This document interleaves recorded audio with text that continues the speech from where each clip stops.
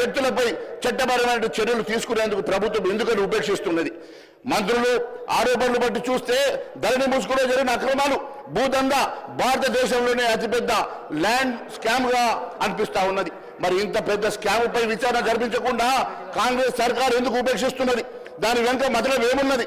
Black mailing సెటిల్మెంట్లేనా లేక ఇంకేమైనా మరి ఉన్నాయా అని చెప్పి అనుమానాలు కూడా ప్రజల్లో తలెత్తుతున్నాయి. అధ్యక్ష, మరి భూ ఆక్రమణ నీకు తేల్చడానికి సిబిఐ విచారణ ఇవ్వకుంటే ఎప్పటిలోగా న్యాయ విచారణ పెడతారు. స్పెషల్ ఇన్వెస్టిగేషన్ టీమ్ ఎప్పటి లోపల మరి మీరు అపాయింట్ చేస్తారో మరి తెలియాల్సిన అవసరం ఉంది. మొన్ననే ముఖ్యమంత్రి గారు ఓఆర్ఆర్ అంశం లోపల అప్పటికప్పుడు సిట్టుకి విచారణకు ఇచ్చినట్టుగా దీని మీద ఎందుకని విచారణ జరిపించడం లేదో తెలియాల్సిన అవసరం ఉంది. అధ్యక్ష, ఎందుకంటే అధ్యక్ష నేను జనరల్ సినిమాలు చూడను. అధ్యక్ష, మొన్ననే పిల్లలు ఏదో సినిమా పెడితే చూశాను. అధ్యక్ష, అదేదో లక్కీ భాస్కర్ అంటే అధ్యక్ష, ఆ సినిమా పిల్లలు పెడితే చూస్తూ ఉండగా ఒకటి హీరోకి ఒక సందేహం వచ్చింది. అధ్యక్ష, ఏదో పాప మన అవసరానికి ఎవరు వచ్చి కలవడానికి వచ్చారు. అధ్యక్ష, వస్తే ఆయనకు ఇష్టం లేక దాన్ని వాళ్ళ ఆఫీసర్కి చెప్తామనే లోపల ఆయన కొడుకుని తీసుకొని తల్లి వచ్చింది. అధ్యక్ష, తల్లి వచ్చి ఆ చాక్లెట్ ఏదో దొంగతనం చేసిండు, పక్కడు బ్యాగ్ దగ్గర తీసుకున్నాడు. అది చూసినటువంటి వాడికి సగం చాక్లెట్ మన కొడుకు ఇస్తా అంటే మన కొడుకు సగం చాక్లెట్ తీసుకొని తింటున్నాడు అని అంటే బాబుని అడిగింది. అధ్యక్ష, తల్లి ఎందుకురా మరి అట్లా సగం చాక్లెట్ తీసుకున్నావు? టీచర్ చెప్తాయంటే టీచర్ చెప్తే నాకేమో వస్తుంది. అధ్యక్ష, టీచర్ చెప్తే ఆ చాక్లెట్ మొత్తం మా పిల్లలకు ఇప్పిస్తుంది. అదే మేము ఇద్దరు కాంప్రమైజ్ అయినాం కాబట్టి నాకు సగం చాక్లెట్ వచ్చిందని చెప్పింది. అధ్యక్ష, అదే మాదిరిగా మీ ఆలోచన ఏమున్నదో ప్రజలకు చెప్పాల్సిన అవసరం ఉన్నది. అధ్యక్ష, ఈ రకమైనటువంటి సెటిల్మెంట్ల కోసం ఏమైనా ఆలోచన చేస్తున్నారా? నిజంగానే మీకు చిత్తశుద్ధి ఉంటే దాంట్లో జరిగినటువంటి అవకతవకల మీద మీకు న్యాయ విచారణ జరిపించాలంటే మీరు న్యాయ విచారణ జరిపిస్తారా? లేని పక్షంలో సిబిఐకి ఇస్తారా? లేని పక్షంలో సిట్ ఇస్తారా?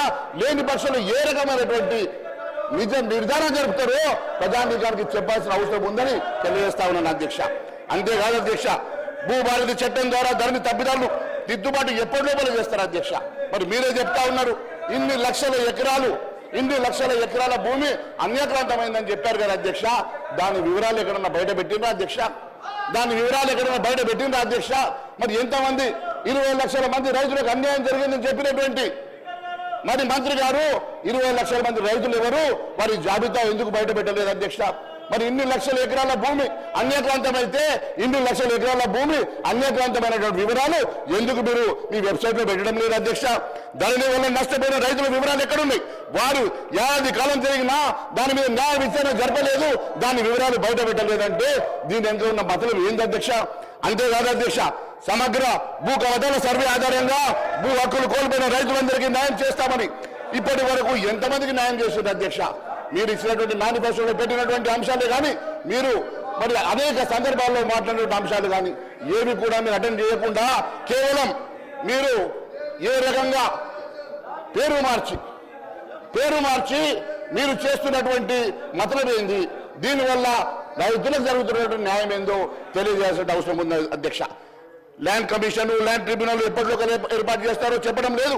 నివేదిక జాబితాలో చేరిన పట్టా భూముల తొలగింపు జరగకపోవడంతో రైతులు నష్టపోతలేరు అధ్యక్ష.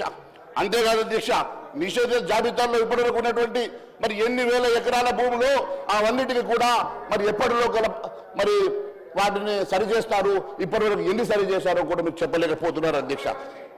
అంతేకాదు అధ్యక్ష, నిషేధిత జాబితాలో 13 లక్షల ఎకరాలు ఉన్నట్టుగా సమాచారం ఉన్నది కదా అధ్యక్ష. మరి 13 లక్షల ఎకరాలు వాటిలో కొన్నైనా ఇప్పటి వరకు వాటిని సరిచేసే ప్రయత్నం చేసిరని అడుగుతా ఉన్నాను అధ్యక్ష.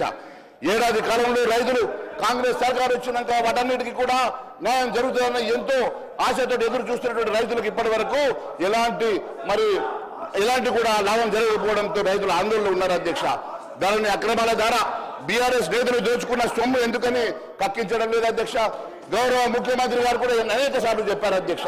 నేను ఒకటి అడుగుతా